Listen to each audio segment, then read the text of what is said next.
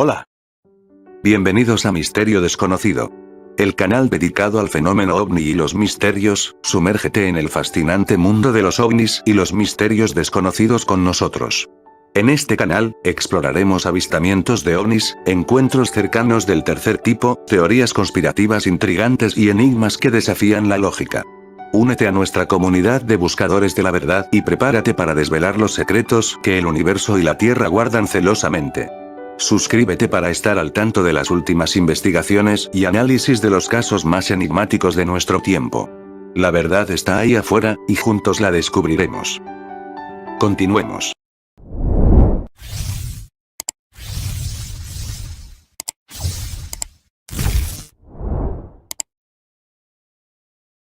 Anunnaki, la civilización extraterrestre creadora de la humanidad. Antiguos escritos fueron descifrados dando lugar a una teoría fascinante. El especialista en lenguas muertas Zecharia Sitchin realizó un descubrimiento que nos interpela como raza. Hace 3.900 millones de años nuestro astro Sol, gracias a su fuerza gravitacional, atrajo a un planeta intruso dentro de nuestro sistema planetario. Un planeta rojizo y con un tamaño colosal que podemos comparar solo con el portentoso Júpiter. Los sumerios lo llamaban Nibiru, el planeta de cruce. Un astro que se había formado en otro sistema solar se había infiltrado en el nuestro invitado por nuestro Sol. Al desviarse de su órbita, Nibiru originó un desastre cósmico sin precedentes, ya que este estaba en rumbo de colisión contra otro coloso, un planeta llamado Tiamat, un astro acuoso integrado por grandes océanos. Este último contaba con 11 satélites, el mayor de ellos se llamaba Kingu, la Luna. En esa época dentro de nuestro sistema solar solo existían 8 planetas que los sumerios llamaban así: Munu, Mercurio, Laamu, Venus, Lamu, Marte, Tiamat, Kisar, Júpiter, Ansar, Saturno, Anu, Urano, y Ea, Neptuno. Al Sol lo llamaban Apsu, en los textos figura como algunos planetas surgieron de otros cuerpos celestes más grandes. Otros sostienen que Urano y Neptuno provienen de una nube originada en los anillos de Saturno. Cuando Nibiru pasó cerca de Ansar, Saturno arrancó a uno de sus satélites con su campo gravitatorio y lo desplazó a las afueras del sistema solar. Ese satélite era conocido como Gaga, nuestro actual Plutón. A posterior, un choque de magnitudes inimaginables entre Nibiru y Tiamat dejaría a este último sin vida alguna y pululando sin rumbo por el sistema solar. Luego de 3.600 años, Nibiru regresaría al sistema para cruzarlo entre Marte y Júpiter. En esta segunda incursión volvería a impactar con la masa del ya tocado Tiamat, esta vez, fraccionándolo en 2 porciones. Una de ellas encarnaría a nuestro actual planeta Tierra, el otro se convertiría en un anillo de asteroides que separaría a los astros internos de los externos. Aquí, tierra firme del abajo, quien disfrutaría de los rayos cálidos de Apsu, y de las noches luminosas gracias a Kingu, la luna. Los Anunnakis contaban un año nibiruano como un Shar, lo que en tiempo terrestre serían 3.600 años, justo lo que tarda Nibiru en dar un giro completo por su órbita intrusiva alrededor de nuestro sistema solar. Pero claro, para los Anunnaki de Nibiru, esos 3.600 años solo representarían uno en su calendario. ¿Pero qué oculta la NASA sobre el regreso de Nibiru? ¿Se aproxima un cataclismo de grandes magnitudes? ¿Existen algunas evidencias actuales de su posible regreso? La sistemática desinformación a que nos exponen los grandes medios de comunicación, sumado al cerrojo que proviene de ciertos organismos del Estado, nos ubica en un grado de vulnerabilidad notable en torno a la veracidad de la realidad que nos atraviesa. El avistamiento de 2 soles en algunas partes del planeta, el observatorio de Hawái contemplando un amanecer con un brillante planeta no reconocido oficialmente, sonidos estruendosos en diferentes puntos del globo que provienen de las alturas, han desconcertado hasta el más escéptico. Muchas son las teorías, muchas las hipótesis, pero la inmensidad de lo desconocido es tan abrumadora como concreta. Tablillas de arcilla con lenguaje cuneiforme halladas en Irak. En estos textos está escrita la verdadera historia y origen del ser humano. El especialista en lenguas muertas Zecharia Sitchin dedicó más de 30 años de su vida a la traducción de estas tablillas sumerias, para publicar en 1976 su libro El 12º planeta. Sitchin descifró los textos y descubrió que los sumerios conocían la existencia de todos los planetas del sistema solar. Esto incluyendo un 12º astro, llamado Nibiru, el planeta de cruce, cuya órbita elíptica realizaba un paso próximo a la Tierra cada 3.600 años. Sus habitantes, los Anunnaki, vinieron a la Tierra hace miles de años en busca de oro y minerales. Distintas escrituras explicitan que gracias a su avanzada ingeniería genética, fueron estos quienes dieron origen a la raza humana. Esta es la historia ignorada por la ciencia oficial, porque aceptarla, significaría la invalidez de la teoría evolucionista de Darwin, cuyas bases son indemostrables pero ciegamente aceptadas por el sistema. Un principio basado en la manipulación, para encubrir las evidencias de nuestros orígenes extraterrestres. Científicos y arqueólogos han arriesgado sus carreras para revelar la historia que nos ha sido vedada. La Sumeria, la cultura más antigua del mundo, ha brindado un importante número de textos y evidencias, está en la apertura de cada individuo aceptar o no la teoría de quiénes fueron los verdaderos creadores de la humanidad. Los dioses sumerios. La tríada de los dioses sumerios la encabezaba An, dios del cielo, era el rey de los dioses, que gobernaba desde los cielos decretando las leyes en la tierra. Casado con Antu, tenía 2 hijos, Enlil y Enki, enfrentados entre sí por la sucesión del trono. An era representado con una estrella, y los sumerios le rendían culto en la ciudad de Ku. Enlil, dios del viento y las tormentas, era el dios supremo de Sumeria, un ser colérico que hacía las veces de canciller militar. Arrogante y dictador, solo le interesaban nuevas conquistas en la tierra para poder gobernar. Enlil odiaba a los hombres, intentó destruir a la raza humana en 3 ocasiones, la más popular fue el diluvio universal. Su rivalidad con Enki, residía en que ambos eran hijos de distinta madre, pero al ser Enlil hijo de Antu, fue el heredero forzoso al trono. Sus símbolos eran una corona y 7 estrellas las Pléyades. Su centro de culto fue en la ciudad de Nippur, donde poseía el denominado ojo que explora la tierra.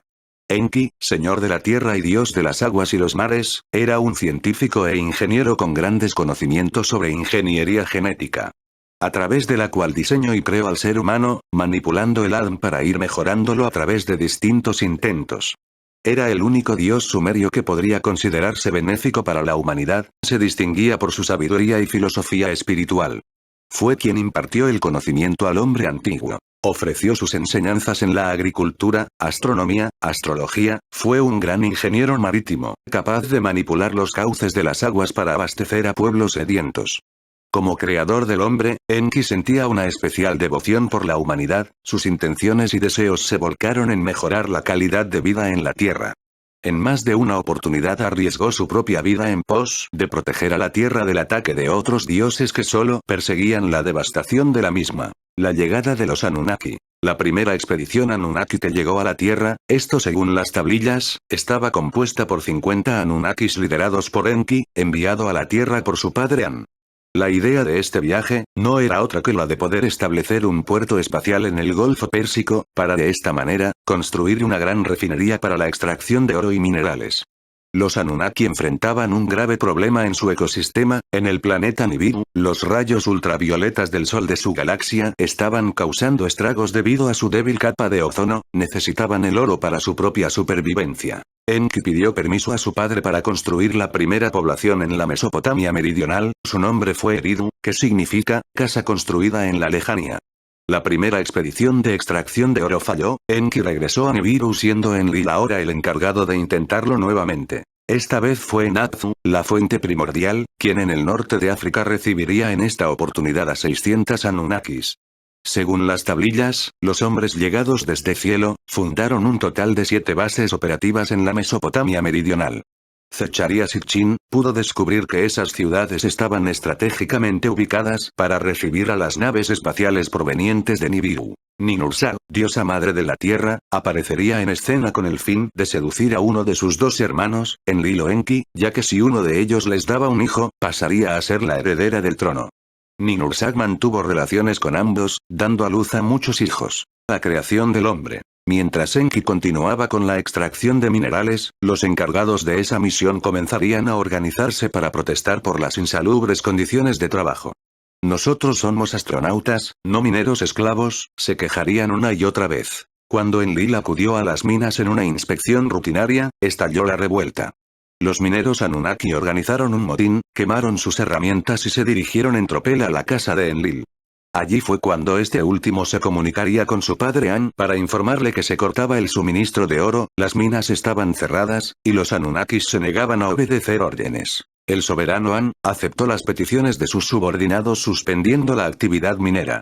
Fue allí donde Enki sostuvo, crearemos un hombre en donde se pueda insertar el gen Anunnaki. Había pensado en el Homo erectus, un primitivo habitante que pensó como un híbrido para poder cruzar genes de ambas especies. Fue allí donde alteró las leyes de la vida, desconociendo aún el final que podía tener dicho experimento. El Consejo aprobaría la iniciativa y argumentaría. Crea un Lulú, esclavo primitivo, y deja que sufra el yugo de los Anunnaki. Se pusieron plazos muy cortos, y junto a su hermana Ninulsa, especialista en genética, comenzarían a trabajar. Tomaron un homínido hembra para extraerle el óvulo y fecundarlo con esperma de un joven Anunnaki. Una vez inseminado, fue reimplantado en una hembra Anunnaki. Repetirían el proceso con las denominadas diosas procreadoras, que darían hombres y mujeres con una capacidad mental muy limitada, algo que condicionaría el uso de herramientas correctamente. Es por ello que Enki se encerraría en su laboratorio de Eridu para perfeccionar al Homo sapiens, hacerlo más longevo e inteligente era su meta, para eso utilizó su propio semen. Allí nacería Adapa, al que los textos bíblicos definirían como Adán, quien contaba con la capacidad de reproducirse. Eso enfureció a Enlil, quien solo perseguía la idea del hombre como un sujeto de fuerza, sin razonamiento, y sin la capacidad de tornarse numeroso. Los dioses dejarían la explotación minera para enseñarles a cultivar campos, a recitar poesías y a danzar y cantar para ellos. Esto hasta que algunos hombres fueron ordenados sacerdotes, para que tengan su actividad dentro de los templos adorando a los dioses.